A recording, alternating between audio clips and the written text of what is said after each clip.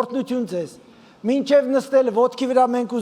ես ուզում եմ կարդալ այս հատվածը Սաղմոսից, որպեսզի մենք տարբեր թարգմանություններից չկարդանք, էկրանի վրայի տեքստը կարդանք։ 119 Սաղմոսի 9-ից 16 համարներն են։ Երիտասարդն ինչով պիտի մաքուր պահի իր ճանապարհը, զգուշ լինելով քո խոսքի համեմատ։ Իմ ամբողջ սրտով փնտրեցի քեզ, մի թող ինձ, որ մոլորվեմ քո պատվիրաններից, իմ սրտում թաքցրի քո խոսքերը, որ չմեղանչեմ քո դեմ։ Օրհնյալ ես դու Տեր, սովորեցրու ինձ քո կանոնները, իմ շրթունքներով պատմում եմ քո բերանի բոլոր իրավունքները, ուրախանում եմ քո վկայությունների ճանապարհով, ինչպես ամեն տեսակ հարստությամբ, քո հրամանների մասին պիտի մտածեմ, քո ճանապարհներին պիտի նայեմ, քո կանոններով պիտի ուրախանամ եւ քո խոսքերը պիտի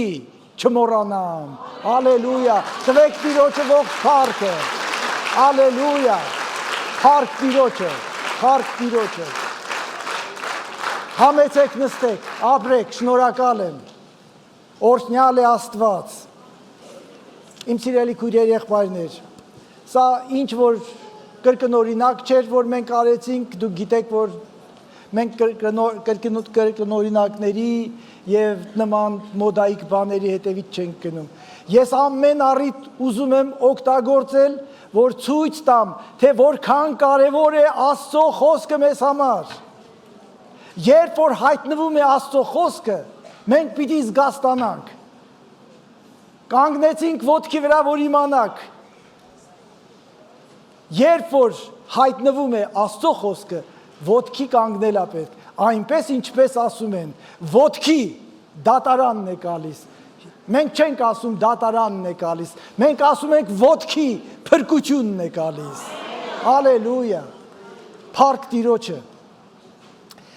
Իմ սիրելի քույրեր, եղբայրներ, խնդրում եմ, ուշադիր ինձ հետևեք։ Ես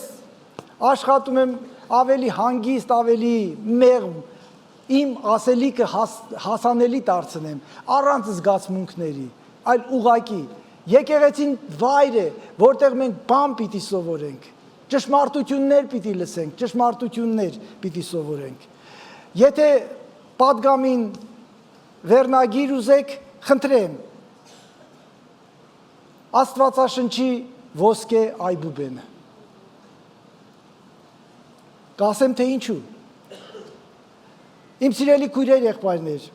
երբ մենք մեր հայացքը շրջում ենք Հիսուս Քրիստոսից, մենք հայտնվում ենք մեծ դժվարությունների մեջ։ Եվ դրա համար ես այսօր ուզում եմ միասին սովորենք, թե ինչպես նայենք Հիսուսին, ինչպես կենտրոնանանք Հիսուս Քրիստոսի վրա։ Դա հնարավոր է անել միայն մշտապես նրա խոսքի վրա կենտրոնանալով։ Աստծո ներկայության գաղտնիքը նրա մեր մեջ գտնվելու մեջ է եւ նրա խոսքերը պահելու մեջ։ Հալելույա։ Ամեն, ամեն։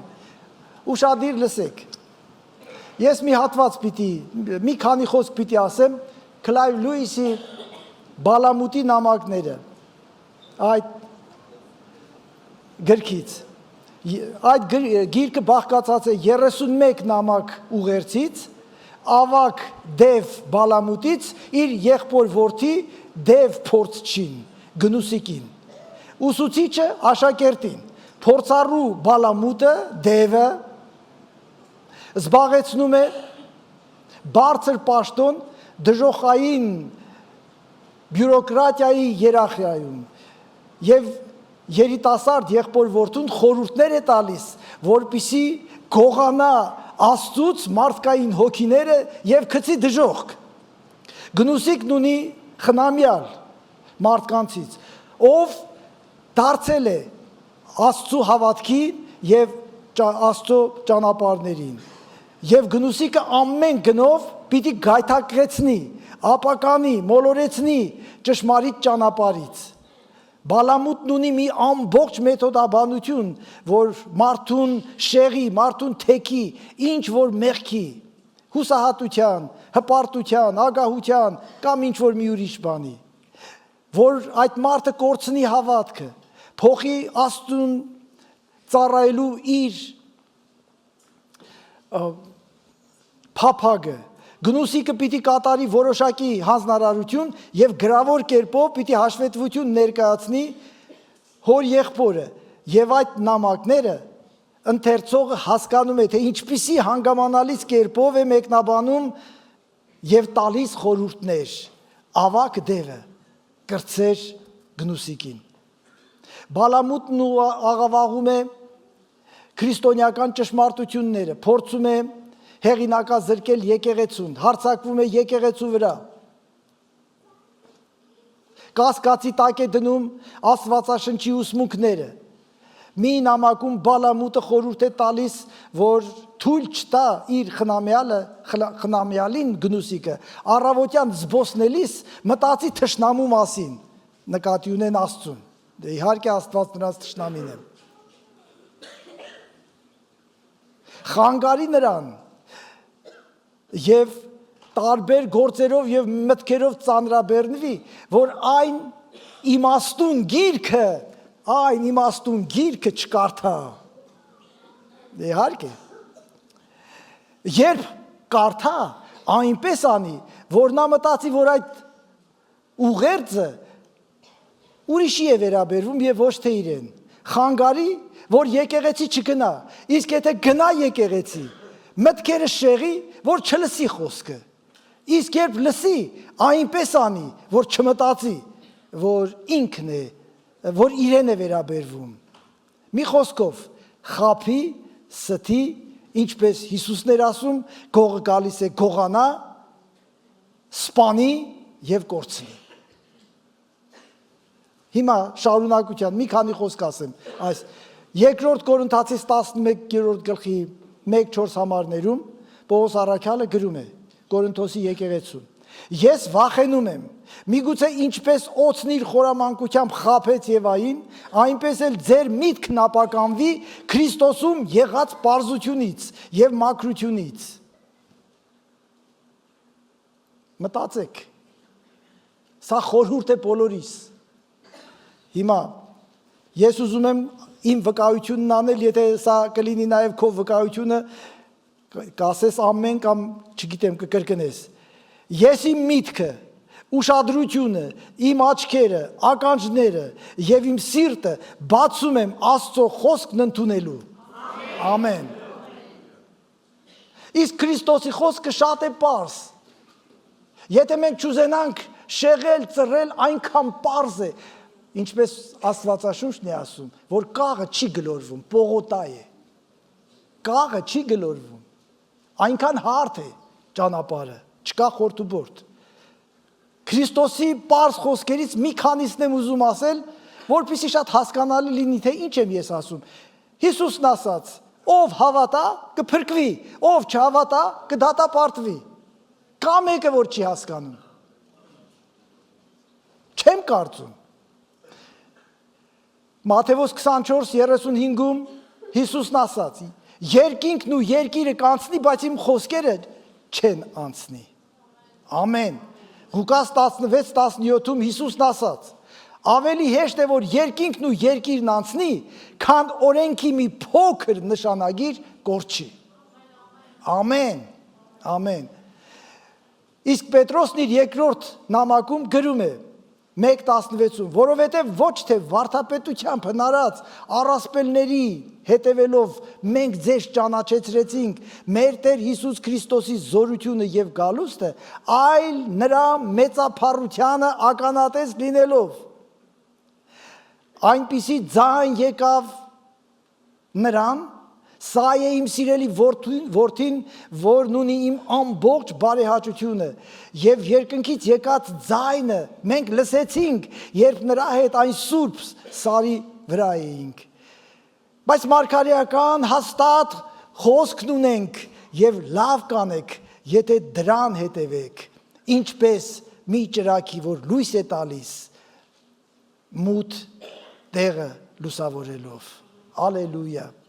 Նորից ասեմ, գողը գալիս է, որ միայն գողանա, սպանի եւ կորցնի։ Հիսուսն ասաց. ես եկա, որ կյանք ունենան եւ էլ ավելին ունենան։ Ալելույա։ Ես դեռ ասելիքին այստեղ պիտի հասնենք։ Խնդրեմ, թող միշտ այստեղ էկրանի վրա այդ հատվածը լինի, որովհետև այսօր այստեղ ենք լինելու։ Ղուկաս 8-րդ գլխի 11-15 համարներում Հիսուս մի առակ ասաց։ Այս առակը սա է։ Սերմը Աստծո խոսքն է։ Ճանապարհի մոտինները նրանք են, որ լսում են, հետո սատանան գալիս է եւ խոսքը նրանց սրտից հանում է, որպեսզի չհավատան եւ փրկվեն։ Ուշադիր լսեք։ Ապառաժի վրայինները նրանք են, որ երբ լսում են խոսքն ուրախությամբ ընդունում են, սակայն արմատ չունեն։ Սրանք որոշ ժամանակ հավատում են, բայց փորձության ժամանակ հեռանում են։ Փշերի մեջ ընկնողներն էլ նրանք են, որ խոսքը լսել են, բայց հոգսերի եւ հարստության եւ կյանքի զվարճությունների հետևից գնալով խեղդվում են եւ ոչ մի պտուղ հասունության չեն հասցնում։ Իսկ բարի հողում ցանածները նրանք են, որ բարի եւ հոժար սրտով խոսքը լսում եւ ընդունում են եւ հարատևելով պտուղ են տալիս։ Ալելույա։ Իմ սիրելի քույրեր, եղբայրներ, սատանան սերմն է կողանում, որովհետև այն ամենաթանկն ու ամենակարևորն է, որովհետև սերմից է կախված ապագա բերքը։ Դրա համար Հիսուսն զգուշացնում էր, սերմն Աստծո խոսքն է։ Այո, այսօր պիտի զգաստանանք նորին մեծություն Աստծո խոսքի առաջ։ Այսօր պիտի բարձրացնենք Աստծո խոսքը, որովհետև Աստված իր խոսքը բարձրացրել է մինչև իր անունին հավասար։ Թեկուզ որոշ թարգմանություններում գրված է, որ Աստված իր խոսքը իր անունից վեր բարձրացրեց, բայց դրանք ճիշտ թարգմանություններ չեն։ Խոսքը անունից բարձր չի կարող լինի, կարող է հավասար լինել։ Ամեն։ Փառք Տիրոջը։ Մի ուրիշ առակ ասեց նրանց Մատթեոս 13:24-31-ում։ Երկնքի թագավորությունը նմանվեց մի մարդու, որ իր նարտում բարի սերմ ցանեց։ Եվ մինչ մարդիկ քնած էին, նրա թշնամի եկավ եւ ցորենի մեջ որոմներ ցանեց ու գնաց։ Երբ խոտը ծլեց եւ պտուղ տվեց, այն ժամանակ որոմներն էլ երևացին։ Տանտիրոջ ծառաները մոտ գալով նրան ասացին. «Տեր, միթե դու քո արտում բարի սերմ չցանեցիր, հապա որտեղից են որոմները»։ Նա էլ ասաց նրանց. «Թշնամի մարդ է արել դա»։ Դուք կապը տեսնում եք այդ Բալամուտի խորհուրդների, Բալամուտի նամակի տրամաբանության, Դևի գործելավոճի եւ Հիսուս Քրիստոսի պատմած առակների մեջ։ Այո, եւ եթե չկարողանա գնուսիկը այնպես անի, որ մարդն իր արտքում սերմ չցանի, եւ երբ որ արդեն մարդը ցանեց, ուրեմն պիտի պղտորի այն, ինչ այսօր տեղի ունենում քրիստոնեական աշխարհում, իսկապես երբեք այսքան տարբեր բաներով, տարբեր կերպերով աղավաղված չի եղել ճշմարտության խոսքը։ Տեղը հասել, որ որոմը ցորենից տարբերելը արդեն փորձառու աչքի համար է դժվար լինում, ելուր մնաց անփորձ աչքերին։ Ինչն են ուզում ինչի տակ անցկացնեն, կեղծածը, պատձելկան, կաղապարածը, ուզում են որպես ճշմարտություն անցկացնեն, որովհետև այդպես շահավետ է, այդպես հարմար է։ Մեղքի մասին չեն խոսում, որ մարդիկ հանկարծ եկեղեցում անհարմար չզգան, հանկարծ մտածեն, այս մեղքը, այս ինձ է վերաբերվում, ու հանկարծ խղճի խայտ չունենան։ Օրենք ես դրա համար է, որ մարդու մեջ հենց խղճի խայտ առաջացնի, մեղքի նկատմամբ զգուշավորություն առաջացնի,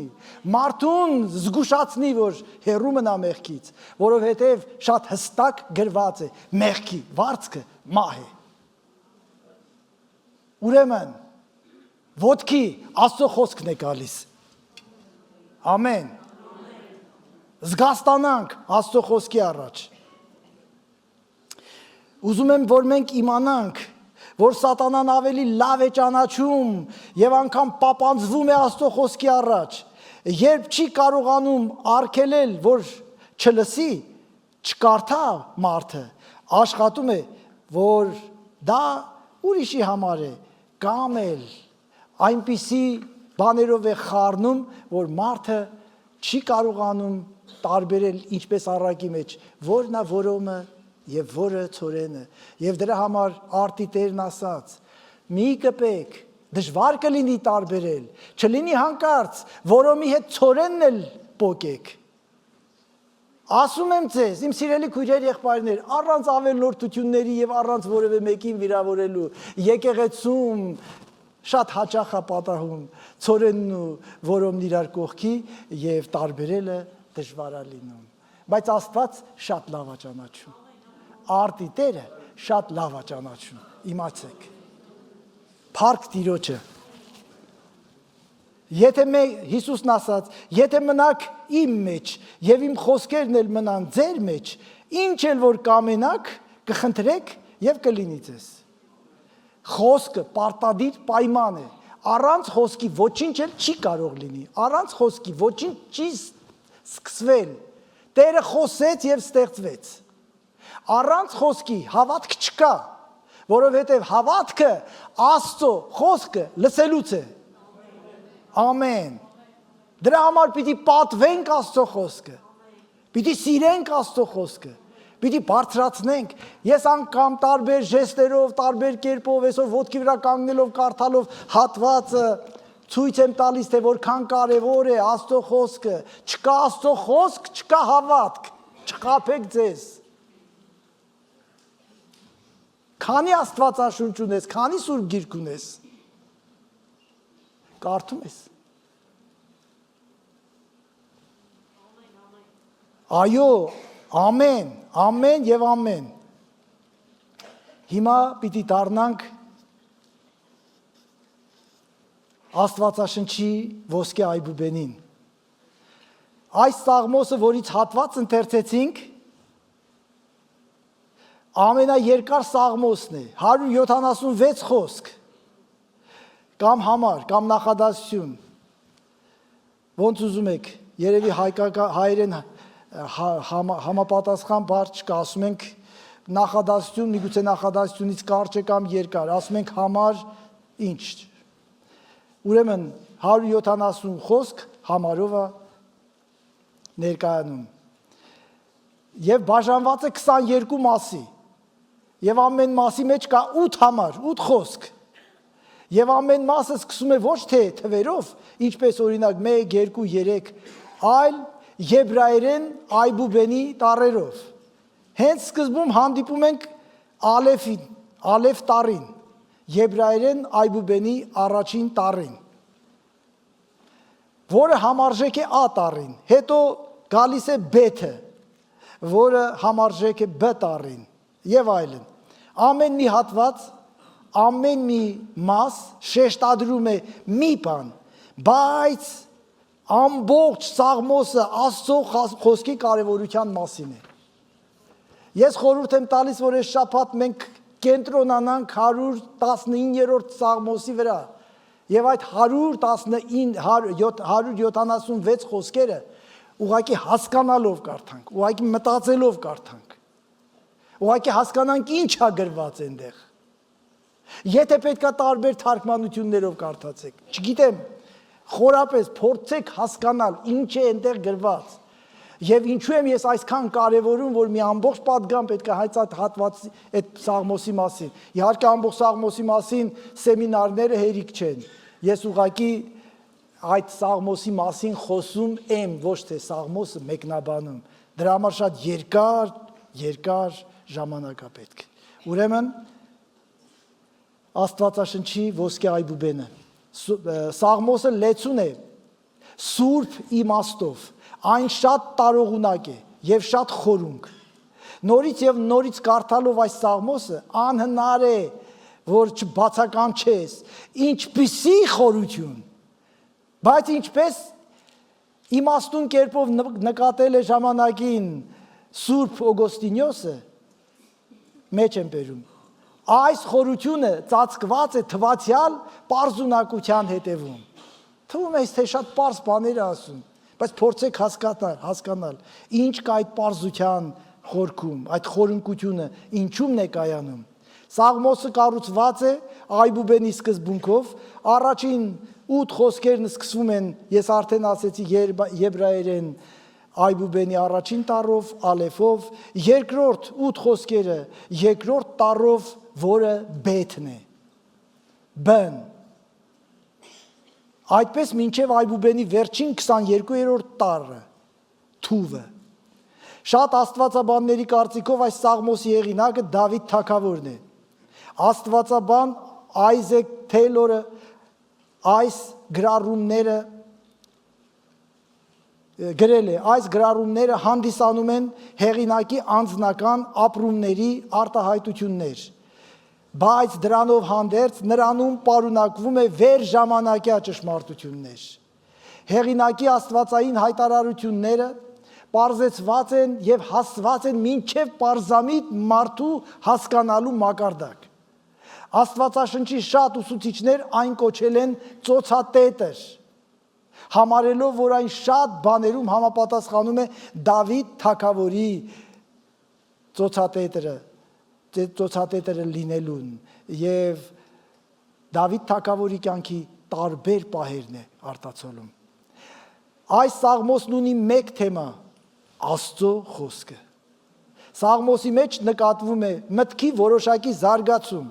Սաղմոսի առաջին տողերը տպավորություն են ստեղծում, որ հեղինակը երիտասարդ մարդ է։ Միևնույն ժամանակ ավելի ուշ արած արտահայտություններում նկատելիորեն պատկանում են այդ տողերը տարիներով իմաստացած մարդու։ Այսպես թե այնպես, այս Սաղմոսի ամեն մի նախադասություն արդյունք է մեծ ապրումների։ Այս Սաղմոսը սուրբ մաղթանք է, քրիստոնեական ոսկե Այբուբեն, որը մեզ սովորեցնում է, թե ինչպես սիրել, ինչպես օգտագործել, ինչպես մեծարել և առաջնորդվել Աստծո խոսքով։ Ամեն։ Ես մտածում եմ, որ լավ լռություն է, դուք մտածում եք։ Ամեն։ Այո, եկեղեցին մտածելու տեղ է, հասկանալու տեղ է, սովորելու տեղ է։ Եկեղեցին Աստծուն ճանաչելու տեղ է, ճշմարտություններ հաստատելու տեղ է։ Եկեք սկսենք բեթից, որովհետև այս հատվածը բեթ հատվածն է։ Եթե աստվածաշնչեր ունեք, եթե չէ կգնաք կբացեք, կտեսնեք, որ սա բեթն է։ Հայերեն Այբուբենի երկրորդ տառը, բն, անգլերեն բին, որը ոչ միայն համարժեք է բեթ կամ բտառին, այլև լինել բայն է, լինել թե չլինել։ Հիշում եք Շեքսպիրի To be or not to be։ Լինել թե չլինել, այս է խնդիրը։ Բայց սա ես ասում եմ ուղղակի։ Պարտադիր չէ, որ անպայման հատուկ նշանակություն ունենան, թեկուզ որ եթե չեմ սխալվում հայերեն բոլոր տառերը իրենց նշանակությունն ունեն։ Եբրայերեն Այբուբենում բեթը նաև տուն է նշանակում։ Օրինակ, Բեթլեհեմ, հացի տուն, Բեթել, Աստծո տուն, Բեթ Փագոր, և այսպես շարունակ։ 119 Սաղմոսի այս բեթ բաժինը խոսում է այն մասին, որ մարդը կարող է գտնել իսկական պաշտպանություն միայն այն ժամանակ, երբ Աստծո խոսքը գտնում է տուն, երբ Աստծո խոսքը գտնում է տուն մեր սրտում, ահա թե ինչու Պողոսը գրում է Կողոսացիս 3:16-ում։ Քրիստոսի խոսքը բնակվի ձեր մեջ առատապես ամեն իմաստությամբ։ Իրար սովորեցրեք ու խրատեք սաղմոսներով, օրհներգելով և հոգևոր երգերով, գովերգելով Աստծուն ձեր սրտում։ Ալելույա։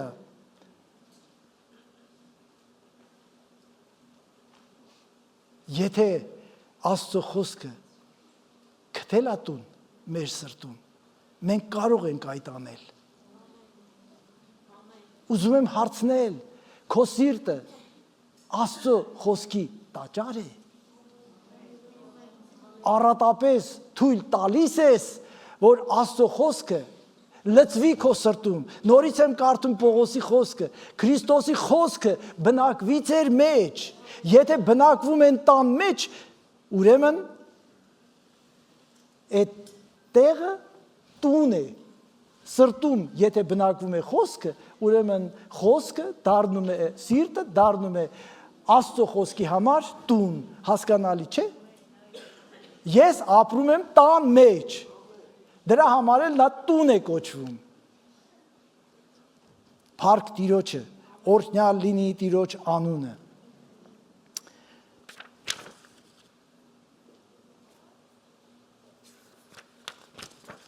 Այստեղ այս հատվածում երկու կարևորագույն դաս կա, երկու միտք։ Այստեղ խոսվում է Աստծո խոսքի աննկարագրելի զորության մասին 9-ից 12 համարներում։ Եվ երկրորդը խոսվում է 3-ից 16 խոսքերում Աստծո խոսքի անսահման կարողության մասին։ Եթե մի բառով ասենք ամենակարողության մասին։ Աստծո խոսքը ամենակարող է։ Միայն մեկ խոսք ասա եւ իմ ծառան կբժշկվի։ Աստծո խոսքը ամենակարող է։ Ամեն։ Օրհնյալ լինի Աստված, օրհնյալ լինի իր խոսքը։ Հիմա հարց։ Հաճախ մենք խոսում ենք խնդրի մասին, բացերի մասին, չենք խոսում թե ինչպես լրացնենք այդ բացը, ինչպես լուծենք խնդիրը, եւ ես ուզում եմ որքան կարողանամ ցույց տալ, ինչպես փորձառաբար ապրել, վերապրել Աստծո խոսքի զորությունը։ Դա հնարավոր է արդյոք։ Սաղմոս 2-ն ասում է այո, այո, ոչ միայն հնարավոր է, այլ անհրաժեշտ է բոլորիս համար։ Ուրեմն 9-րդ խոսքում ասվում է, որ Աստծո խոսքը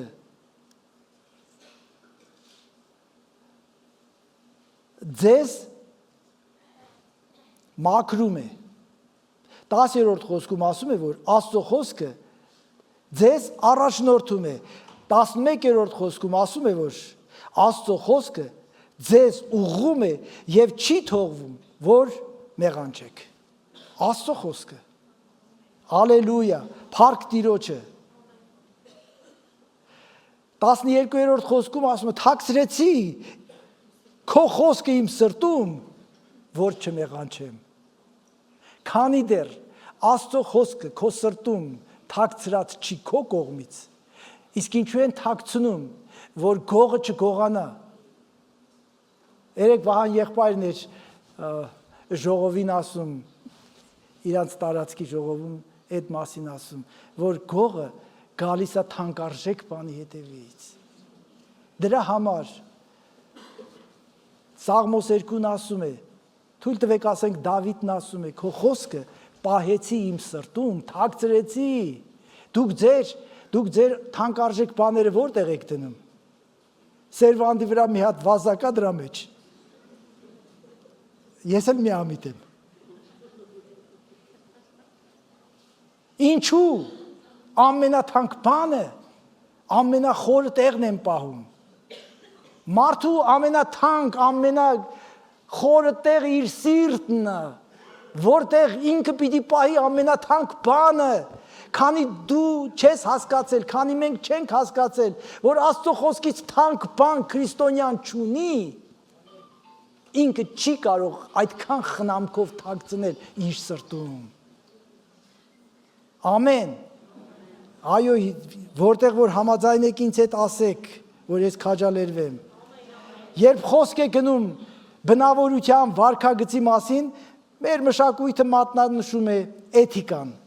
Բայց եթե մարդը անգամ շատ քաղաքավարի է դաստիարակվել եւ եթե իրեն հասարակության մեջ լավ պահել գիտի, դա դեռ չի նշանակում, դա դեռ չի ենթադրում, որ այդ մարդը լավ բնավորություն ունի։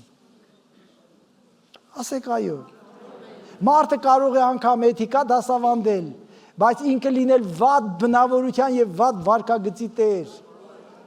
Դաստիարակություն չի սովորեցնում մեզ Սուրբ Գիրքը, ավետարանը, այլ փոխվել, այլ փոփոխություն։ Վերափոխվել չի քարոզում Հիսուս, այլ վերստին ծնունդ, որովհետև հինը վերափոխելն անհնար է։ Այնքան է փչացած, որ նրան վերափոխել չի կարելի, անհնար է։ Վերստին ծնունդ է պետք։ Իսկ ինչն է մեզ տալիս վերստին ծնունդ։ Աստծո խոսքը։ Հալելույա։ Փառք Տիրոջը։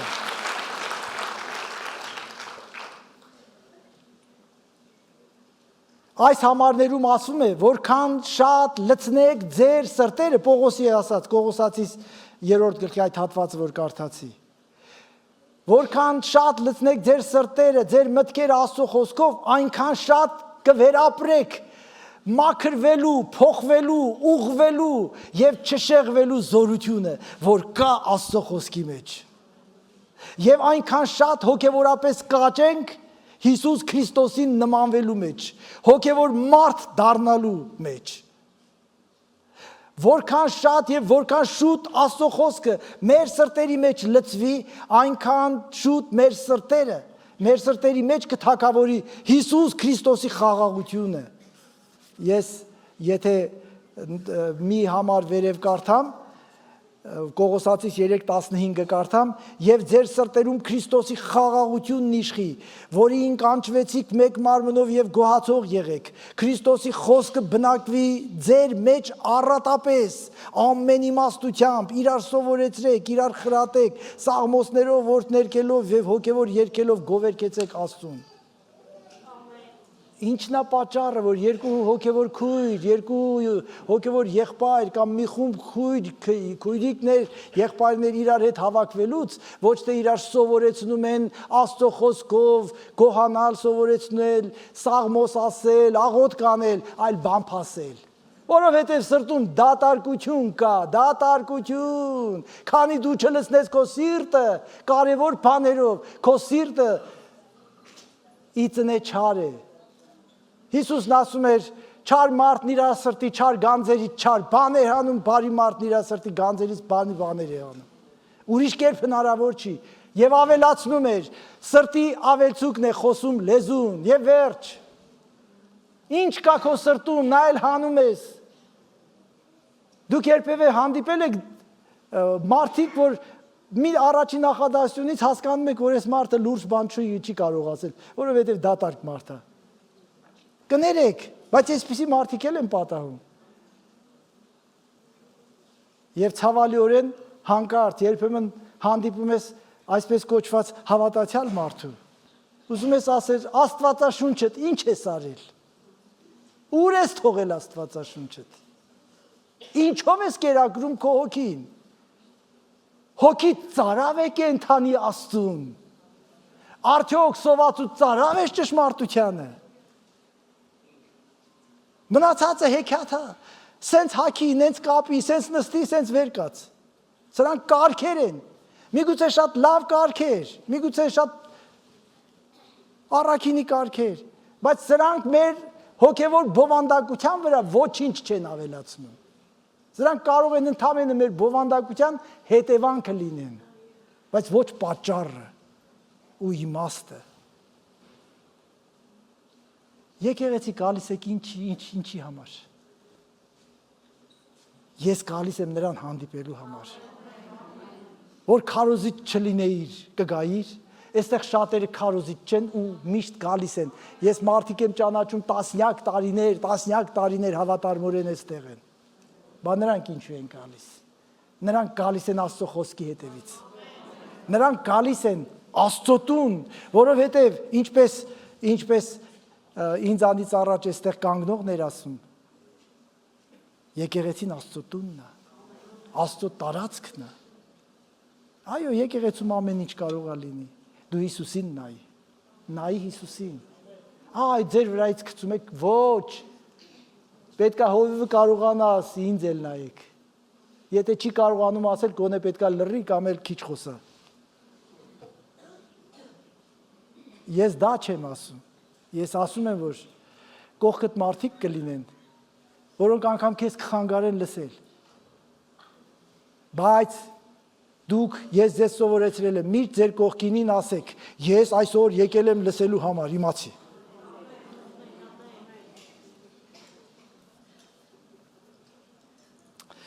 Որքան շատ եւ որքան շուտ Աստծո խոսքը ձեր սրտերի մեջ լցվի, այնքան շատ ձեր սրտերի մեջ կթակավորի Քրիստոսի խաղաղությունը, այնքան շատ ձեր սրտերի մեջ կառատանա իմաստությունը,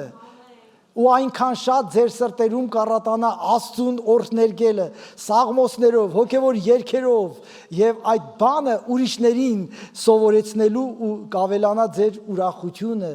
օր-օրի։ Ամեն։ Հեքիաթներով քրիստոնյան չի կարող հասակ առնել, Աստծո խոսքն է մեզ սովորեցնում, թե ինչպես անենք, ինչպես A կետից հասնենք B կետ, ինչպես երկրից հասնենք երկինք, ինչպես սատանայի թագավորությունից հասնենք Աստծո լուսո թագավորություն։ Ուրիշ միջոց չկա, Աստծո խոսքը։ Դրա համար թող այսօրվանից էլ մնա հիշատակ, ոտքի Աստծո խոսքն է խոսվում։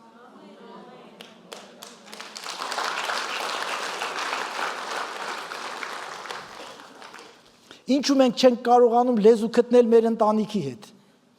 Ինչու մենք չենք կարողանում հաշտվել եկեղեցու մարդկանց հետ։ Ինչու են այսքան շատ բաժանումներն ու խռովությունները։ Որովհետև եթե սրտում առատապես լցված լինի եւ բնակվի Քրիստոսի խոսքը, այն կմաքրի, այն կուղի, այն կառաջնորդի ուղիղ փոխհարաբերությունների։ Եթե չկա այդ խոսքը, ինչ ուղիղ, այո, կորեկտ խոսակցություն կանես, պոլիտ կորեկտ խոսես, էթիկայի կանոններին ենթարկվես, բայց դա քո սիրտը չի փոխի։ Իսկ էթիկան պետք է գալիս, քանի դեռ դրա անհրաժեշտությունը կա։ Եվ գալիս է պարագա, ինչն է պատճառը, որ հանկարծ տեսնում ես շատ իրան կորեկտ քաղաքավարի, շատ ցիվիլ պահող մեկը հանկարծ պայթում է ու իր ներսի այդ ամբողջ պարունակությունը ապականում է շրջապատը։ Դու կարող ես լավ առաքինի մարդու տպավորություն թողես, դա հնարավոր է, բայց սիրտը դու չես կարող փոխել, քո սիրտը կարող է փոխել միայն Աստծո խոսքը, երբ որ քո սրտում լցված լինի Աստծո խոսքը, առատապես, Պողոսն ասում է, թող Քրիստոսի խոսքը ձեր մեջ լցվի առատապես, ոչ թե կսկտուր, ոչ թե մի համար կարդացի, ոչ թե մի կտոր կարդացի, ձեր կյանքը պիտի Աստծո խոսքի շուրջ ընթանա։ Իզուր չէր Տերը պատվիրում թե Մովսեսին, թե Եսուին, այս օրենքի գիրքը չհեռանա ոչ ականջներից հետ, ոչ աչքերից հետ, ականջողի նման կախված լինի, քթիողի նման կախված լինի, մատանու նման կախված լինի, վզնոցի նման կախված լինի։ Դու ուզես չուզես, եթե ունես մի քանի հատ մատանի, եթե ունես վզնոց, ենել մի քիչ թանկ, անընդհատ գոնե կդզես, քեզ մտածելով տեսնում են, թե չէ ինչ թանկ է։ Հասկանում են, չէ, քանի կարատ է։ Դուք, եթե իսկապես Աստծո խոսքը ձեզ համար հարստություն լինի, դու այդ Աստծո խոսքի այդ հարստությունը, այդ թանկարժեքությունը ամեն կերպ կուզենաք ցույց տալ ուրիշներին։ Բայց իսկ եթե չկա եւ չեք գնահատում, պետքա ծածկեք, էլի ամաչեք, բա ինչ ցույց տաք։ Բա ամոթ չի անկարծ իմանան իմ նման տղեն։ Լավ էլի։ Գոնե դու քեզ լավ ես ճանաչում։ Մեր մոտ գլուխ կովա, բայց դու քեզ լավ ես ճանաչում։ Մարդու սիրտը չար է եւ վերջ։ Եվ դրա համար առակած գիրքն զգուշացնում է ամեն զգուշությունից զգուշացի քո սրտին, որովհետև նրանից է կյանքի ելքը։ Եթե կյանքի ելքը նրանից է, ուրեմն մահվան ելքն էլ է նրանից։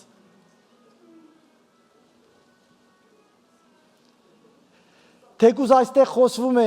երիտասարդների մասին, երիտասարդն ինչով, որովհետև մարդու բնավորությունը եւ մարդու վարքագիծը կերտվում է մանուկ պատանի երիտասարդ ժամանակ ավելի քան հետո, Բայց փառք Տիրոջը, որ ցանկացած տարիքում Աստծո խոսքի աննկարագրելի զորությունը եւ անսահման ամենակարողությունը փոխում են այն մարդկանց, որոնք իրենց սրտերում առատորեն տեղ են տալիս Աստծո խոսքին։ Այստեղ մարդիկ կան, որ արդեն ծերության մոտ են փոխվել, դարձել Քրիստոսին։ Աստծո խոսքի վիճակի է փոխել բոլորին։ Ամեն, ամեն։ Ես երիտասարդ չեմ, բայց ինձ համար հույս կա։ Հավատում եմ քեզ համար էլ։ Ամեն։ Աստծո խոսքը ամեն տարիքում գործում է, ամենակարող է։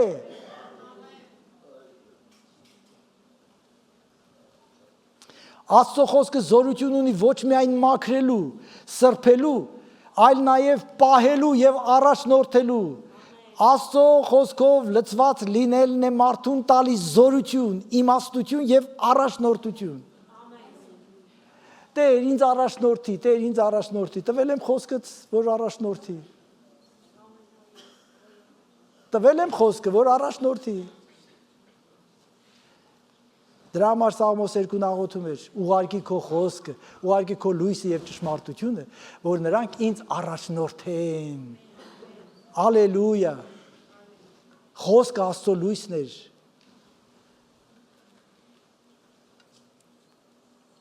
Տեսեք մեր Փրկիչը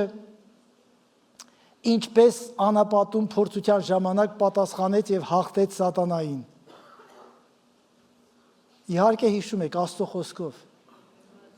Նա չասաց հայր, ուժ դուր, պայքարեմ։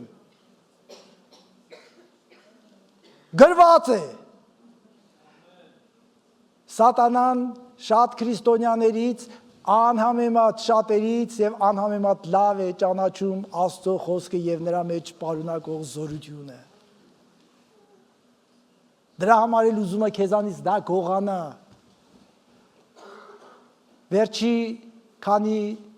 Վերջի շաբաթվա մեջ կարդացել ես, վերջի ամսվա մեջ կարդացել ես, վերջի տարվա մեջ կարդացել ես։ Ուրեմն իմացի քեզանից գողացելը։ Լավ, սրա հետ կապված մի բան պատմեմ, հիշեցի ուղղակի։ Մի մեծ գործարանում սկսում են գողություններ տեղի ունենալ եւ գործարանի տնօրինությունը մտածում է ինչպես սրա առաջն առնել։ Եվ մի կազմակերպություն, որ մասնագիտացած այդ գործում հրավիրում են, որպեսզի բացահայտեն որտեղից է գողությունը եւ ինչպես է կատարվում։ Վերջապես գալիս է այդ կազմակերպությունը, որ շատ հմուտ է այդ գործի մեջ, եւ ամենտեղ այդ մուտքի, ելքի, մեքենաների, մարդկանց, այդ ամեն մուտքն ու ելքը ստուգում են։ Բայց ելի շարունակում է պակասություն լինել։ Մի մարդ ամեն օր սալյակը բարձած տարբեր թղթի մնացորդներով, չգիտեմ, կերակուրի մնացորդներով, մեծ սալյակը բարձած ամեն օր այդ բանից տարածքից դուրս է գալիս։ Գալիս են, ստուգում են, դատարկում են ամբողջ սալյակի պարունակությունը, ստուգում են, ոչինչ չեն գտնում, նորից բարձում են, այս մարդը գնում է, երկրորդ օրը, երրորդ օրը, չորրորդ օրը, վերջապես գլխի են ընկնում, որ այս մարդը ինչ-որ բան է տանում, բայց ուզում են հասկանան, ինչ է տանում։ Վերջապես այս հսկիչը իրան մի կողմ է տանում, ասում է խոստանում եմ պատվովս, ոչ մեկին չեմ հայտնի, ես գիտեմ, որ դու բան ես տանում, ասա ինձ ինչ ես տանում, թպթպացնելով այս հսկիչի ուսերին, ասում է սալյակն են տանում։ Լսեք, անհավանական, շատ հավանական բաները թողած, անհավանական բաների հետևից են գնում։ Սատանան մեզանից գողանում է ամեն օր մեր խոսքը։ Քեզ չի թողում, որ կարդա, ժամանակ չունեմ, մի խապի, մի ստի, ոչ քեզ ծաղրի, ոչ լսողներին, ոչ էլ Աստծուն։ Օրինակ ինչ է նշանակում ժամանակ չունեմ, կարող ես բացատրել։ Որովհետև առավոտյան վեր եմ կենում, էս եմ անում, ճաշ եմ եփում, կոֆե եմ խմում, հաց եմ ուտում, այսինքն ամեն ինչի ժամանակ դու ունես։ Մի ասա ժամանակ չունեմ, ասա Աստծո խոսքը այնքան չեմ կարևորում, որ Աստծո խոսքը կարդալու համար ժամանակ չունեմ։ Չեմ գալիս, գիտես այնքան, լսեք, կարող եմ շատ պատմություններ պատմել, եւ իրական պատմություններ, մեզ հետ պատահած, ոչ թե ինչ-որ մեկի պատմած։ Երբ որ մարդը կիրակի օրը, ասում է դու բիզնեսի ինչ ես հասկանում։ Իմ բիզնեսը ծաղկում է կիրակի օրը։ Հիմա ես էլ քեզ ասեմ, սիրելի, հավատացյալ անհավատ, բա դու Աստծո խոսքից ինչ ես հասկանում։ Չփոխեք, բայց այդտեղ մի 4-րդ տողը կա։ 6 օր աշխատես, քո բոլոր գործերն անես, 7-րդ օրը իմ առաջ երևաս։ Այսօր քո 7-րդ օրն է։ Փարիսեցություն մի արա։ Ասա ես աշխատանքի եկամուտն այդ օրվա 5,000 դրամա, 150,000 դրամա, 1 միլիոն դրամա, ավելի եմ գնահատում, քան տիրոջ տունը եւ տիրոջ օրհնությունը։ Այտենց ասա, ավելի անկեղծ կլինես եւ Աստծո դուրը այտենց կգա։ Հասկանում եք։ Մենք նույն լեզվով ենք խոսում, թե չէ։ Ես հուսով եմ, որ այսքան տարի դուք իմ լեզուն պետք է հասկացած լինեք։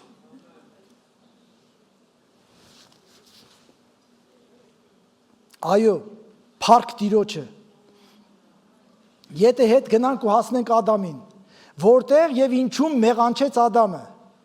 Գիտենք, որ Աստծո խոսքին չվստահեց։ Ադամը որ ոչ գողություն արեց, որովհետեւ սաղ իրան էր, ոչ անբարոյություն արեց, որովհետեւ մի կին կարեն էլ իրան էր։ Ինչ որ կար, չկար իրան էր։ Ադամն ուղղակի Աստծո խոսքը չպատվեց, չգնահատեց։ Եվ դա այնքան ծանր մեղք էր, որի հետևանքը մինչև այսօր քաշում եմ ես եւ դու։ Ապականվեց Աստծո խոսքին չնազանդելու պատճառով մարդու էությունը, բնությունը ապականվեց։ Այնպես ապականվեց, որ մեռավ մարդն ուղղակի։ Եվ դրա համար մինչև Հիսուս չի վերակենդանացնում, վերստին ծնունդ չի տալիս, այդ մարմինը վերակենդանանալու ենթակա չէ։ Ամեն։ Դուք գոնե հավատացել եք, ընդունել եք, որ դա այդպես է։ Ով է փորձել, որ իր բնավորության այս գիծը փոխի։ Ում մոտ է ստացվել։ Չեմ անելու Տեր։ Հաջորդ օրն ավելի ծանր բան ես արել։ Մինչև որ գաս Տիրոջ առաջ ասես Տեր օգնի։ Տեր փոխի, ես անուղելի եմ։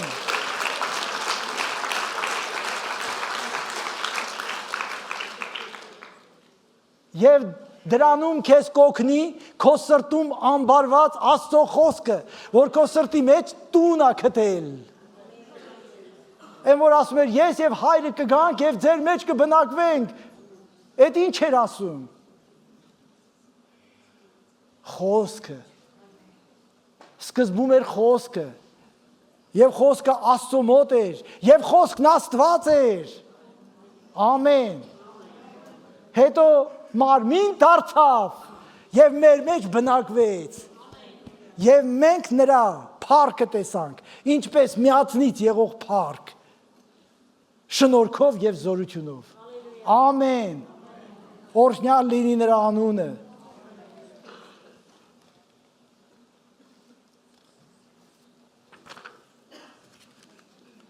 Նորից եթե հետ գնանք ու հասնենք Նոյին, Տերը նրան երևաց իր կյանքի 500-րդ տարում եւ ասավ. «Տապան շինի, որովհետեւ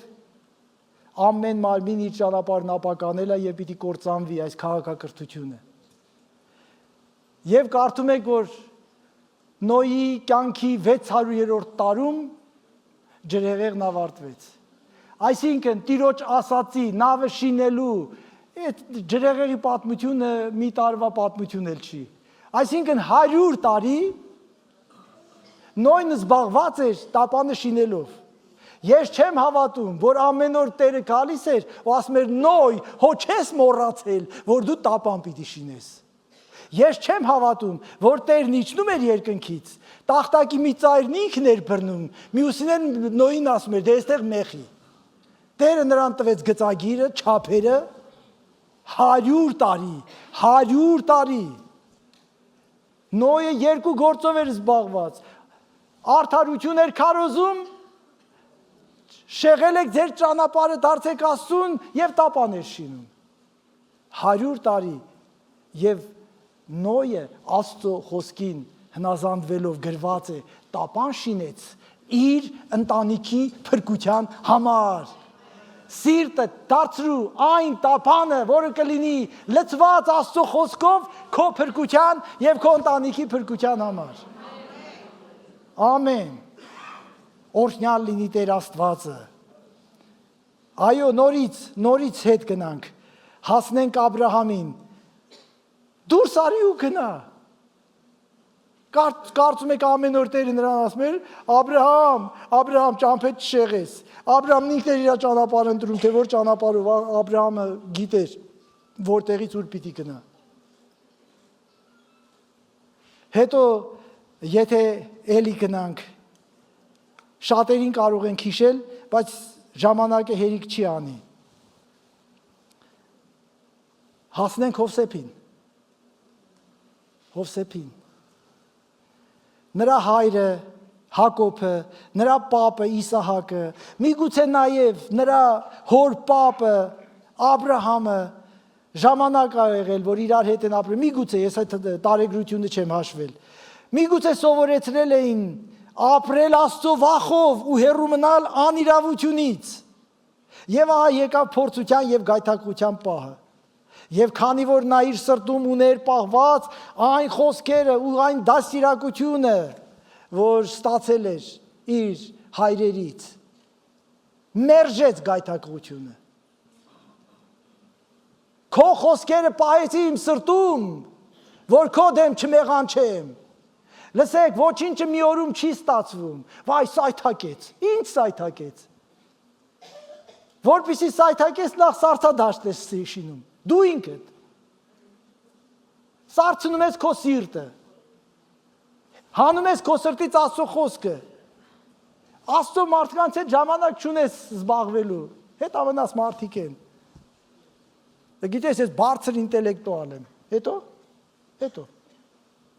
Եվ հանկարծ գալիս է սայթակումը։ Եթե սրտում չկա ամբարված Աստծո խոսք, սայթակելը ժամանակի խնդիր է։ Ոչ թե կպատահի, այլ ժամանակի խնդիր է։ Ես ինձանից ոչինչ չեմ հնարում, ոչ էլ միտումնավոր ինչ-որ բան եմ ասում։ Ես Աստծո խոսքի սպասավոր եմ և պարտավոր եմ, և խոստացել եմ, ձեռքս բարձրացրել եմ, ասել եմ Տեր, ես պիտի հռչակեմ միայն քո խոսքը, միայն քո ճշմարտությունը և բացի քո ճշմարտությունից ոչինչ։ Ում դուրը կգա, ում դուրը չի գա։ Ես այսօր որ մեռա գնացի, հիմա քո դուրը շատ եմ եկել, թե քիչ, դա ինչ նշանակություն ունի։ Արդյոք Տիրոջ դուրը գալիս եմ ես հիմա։ Եվ դրա համար ես աշխատում եմ, որ իմ արածը Տիրոջ դուրը գա, և ձեզ էլ հետ եմ սովորացնում։ Աշխատեք, որ Տերը նայի ու հավանի։ Հովիվը գնահատեց, սա չգնահատեց։ Իմ համար ես անում։ Հովիվը պարտավոր է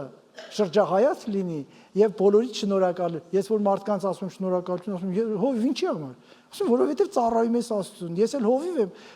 կանգնած եմ այստեղ, որ քեզ ասեմ շնորհակալություն, շարունակի ծառայել, ճիշտ ես անում։ Իսկ չծառայողին էլ ասում եմ, գիտեք, լավ կլինի որ ծառայես։ Ես խո որևէ մեկին չեմ կարող պարտադրել, համոզել։ Կարող եմ ընդհանրապես ասել, Աստվածաշունչն ինչ է ասում։ Ամեն։ Հալելույա։ Փորձության ժամանակ ինչն է քեզ պահելու։ Մենք երգ ենք երգում, թե որ ջրերը բարձրանան եւ փոթորիկներն ուժեղանան։ Չէ որ մեր կյանքում այդ ջրերը բարձրանում են եւ փոթորիկներն ուժեղանում են։ Դուք սա չեք հասկանում, ձեր հետ չի պատահում, մենակ իմ հետ է։ Մենակ ես եմ քամու այդ կարիդորում, քամին մենակ ինձ է խփում։ Բոլորս ենք անցնում։ Ձև մի արեք, որ չեք հասկանում։ Ամեն օր արթնանալուց դուք փորձության եք հանդիպում։ Ամեն օր։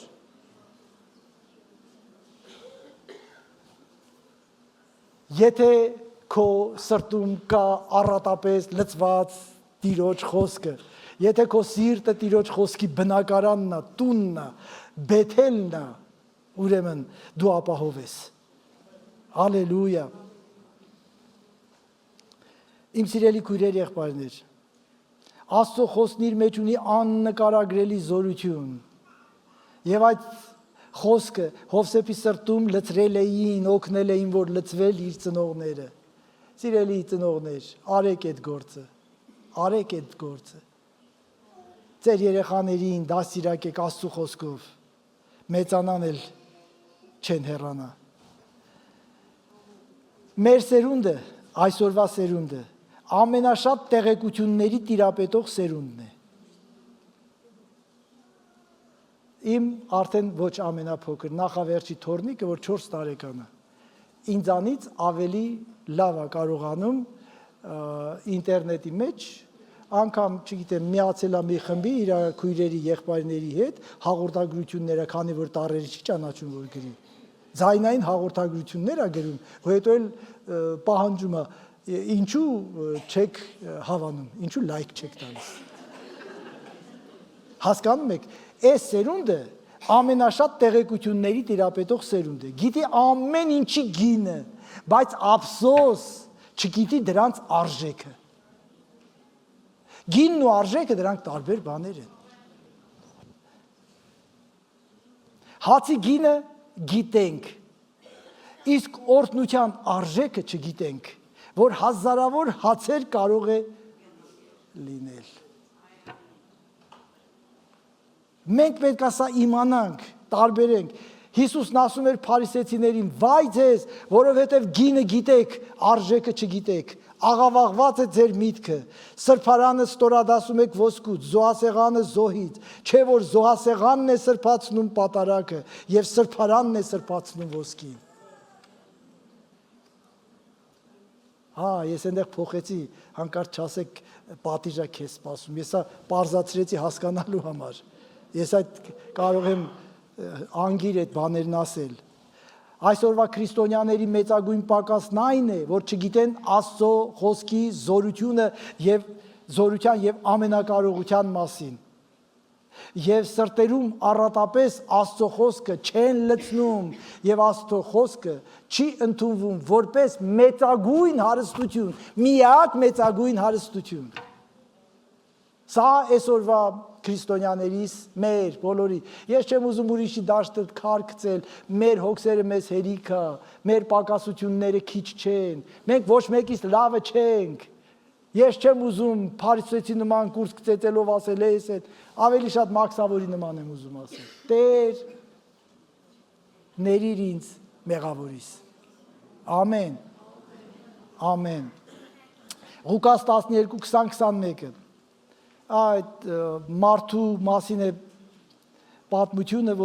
որի արտը առատ բերք տվեց։ Բայց Աստված նրան ասեց. անմիտ, հենց այս գիշեր հոգիդ քեզանից հետ կպահանջեն։ Հետո ում պիտի մնա քո պատրաստածը։ Այնպես էլ նա, որ իր անձի համար գանձ է հավաքում եւ Աստծով չէ հարստանում։ Ես նպատակ ունեմ Աստծով հարստանալու։ Նպատակ դրեք Աստծով հարստանալու։ Աստծով հարստացած մարդիկ անգամ իրենց մահվան մասին տեղեկություն կիմանան։ Այս մարդը անգամ չգիտեր, որ հենց այդ օրը ինքը մեռնելու է։ Եթե նախորոք իմանար, երևի ուրիշ կերպ, գոնե մի փոքր բաժին սրան նրան կուղարկեր։ Երեմիա 9:23, ես պիտի մոտենամ ավարտին։ 23-24, Տերն այսպես է ասում. իմաստունն իր իմաստությունով չպարծենա ու զորավորն իր զորությունով չպարծենա, հարուստն իր հարստությունով չպարծենա, այլ նա որ պարծենում է թող սրանով պարծենա, որ հասկանում է եւ ինձ ճանաչում է եւ գիտի որ ես եմ Տերը, որ երկրի վրա ողորմություն, իրավունք եւ արդարություն եմ անում, քանի որ ես սրանց եմ հավանում, ասում է Տերը։ Որտեղից է ճանաչում այդ մարդը, որտեղից գիտի, որտեղից է հասկանում, եթե ոչ Աստծո խոսքից։ Ամեն։ Փառք Տիրոջը։ Եսայա 66:1-2, Տերն այսպես է ասում. երկինքն իմ աթոռն է ու երկիրն իմ ոտքերի պատվանդանն է։ Այսինչ տուն է, որ ինձ համար շինում եք։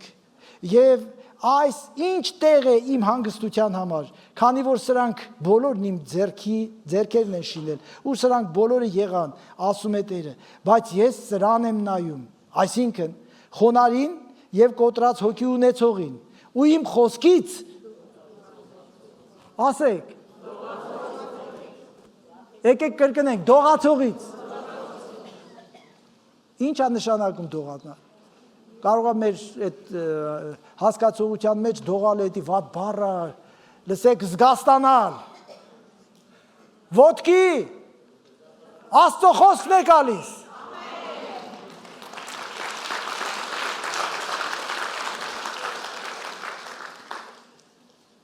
Արքաների արքայի, տերերի տիրոջ, ով իր խոսքը բարձրացրեց իր անունին հավասար բարձրության։ Աստծո խոսքը Աստծո անունից նորից կրկնեմ բարձր լինել չի կարող, հավասար է։ Ալելույա։ Հիսուսի մասին գրված է, Աստծուն հավասար լինելով հափշտակություն չհամարեց Աստծուն հավասար լինել, այլ իր անձը խոնարհեցրեց։ Նա Աստծուն հավասար էր, բայց խոնարհեցրեց իր անձը։ Ալելույա։ Աստծո խոսքը զորություն եւ կարողություն ունի, ոչ ոք չի կարող չափել եւ հաշվել, թե որքան է այն մեծ։ Սաղմոս 19:7-14 համարները կարդամ, իմ ժամանակը ինձ հետապնդում է, բայց ներող եղեք։ Տիրոջ խոսքը կատարյալ է, հոգի է նորոգում, Տիրոջ վկայությունները ճշմարիտ է, տգետին իմաստուն է անում։ Եթե Աստծո խոսքը քեզ իմաստուն չի արել, կրթությունը իմաստություն չի տալիս, կրթությունն ինֆորմացիա է տալիս, ժողովուրդ, չխաբվեք։ Այնքան կրթված մարդիկ կան, որ ընդհանրապես անմիտ մարդիկ են։ Կարող է մի հասարակ մարդ, հասարակ գյուղացի, հազիվ տառաճանաչ, անհամեմատ ավելի իմաստուն լինի։ Տիրոջ վկայությունը ճշմարիտ է, տգետին իմաստուն է անում։ Եթե քեզ Տիրոջ խոսքը չի իմաստուն դարձրել, ուրեմն դու կշարունակես մնալ այնքան ժամանակ տգետ, մինչև Աստծո խոսքը կլուսավորի քեզ։ Մի վիրավորվեք։ Ես ինձ եմ ասում։ Եթե իմ մեջ մի փոքրիկ իմաստության հատիկ կա, դա Աստծո խոսքից է։ Ես պապերիցս չեմ ժառանգել։ Տիրոջ կանոններն ուղիղ են, սիրտ են ուրախացնում։ Ինչու է տրտում քո սիրտը։ Երբ որ Տիրոջ կանոնները կա, կուրախացնի քեզ։ Ուրախացեք եւ ցնծացեք, եթե իմ անունի համար ձեր մասին սուտ տեղը չար բաներ ասեն։ Կհիշեք այդ խոսքը, եթե անբարել եք։ Կհայտնվի այդ խոսքը ու կասես, Տերն ինձ ասել է ուրախացի, ես էլ ուրախանում եմ։ Ինչ որ մեկն էլ, որ դեռ Տիրոջ խոսքը նրան իմաստուն չի դարձրել, դեռ ինքը մնացել է իր տգիտության մեջ, կասի, այդ ինչի վրա ես ուրախանում։ Ինչի վրա ես ուրախանում։ Եթե ոչ մի պատճառ չունենամ ուրախանալու, իմ Տեր Աստծով կուրախանամ։ Հերիք չի։ Երբ որ Դավիթը Սեկելակում ընկավ թշնամիների հետևից, մինչև եկավ ճամբարը գողացել էին, իր հետի ընկերները, որ տեսան իրանց կանանց, երեխաներին տարել են, կարասիները տարել են, ուզեցին Դավիթին քարկոծել, ուզեցին Դավիթին սպանել, եւ այդ ժամանակ գրված է. Դավիթը իր Տեր Աստծով զորացավ։ Մեկը չկար, որ կանգներ Դավիթի կողքը ասեր, ես թագավորի կողքին եմ։ 600 հոգի ուզում էին Դավիթին սպանեին։ Դավիթը Աստված չէր, որ կարողանար 600-ից բրցնել։ Բայց Դավիթը չվախեցավ, գրված է, Դավիթն իր Տեր Աստծով զորացավ։ Զորացեք ձեր Տեր Աստծով։ Եթե Աստծո խոսքը լցված լինի ձեր սրտերի մեջ, Աստծո խոսքը ձեզ կզորացնի։ Ալելույա։